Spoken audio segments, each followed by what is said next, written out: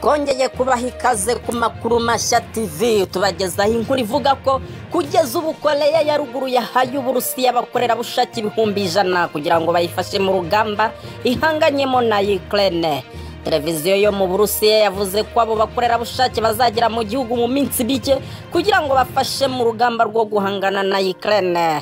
Bivugwa kandi ko Uburusiya bwatumije abubatsi muri Korea ya ruguru kugira ngo bajye gusana umujyi wa Donbas muri Ukraine ubarizwamo abantu bakoresha ururimi rw'Ikirusiya.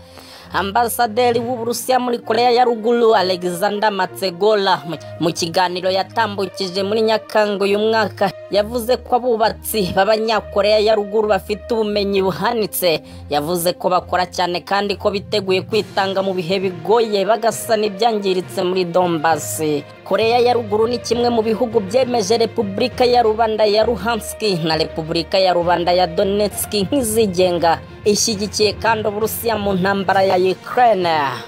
Amakuru mashya TV, kanda handitse subscribe niba utarabikora, duteye inkunga yo kujya tukugezaho amakuru mashya buri gihe.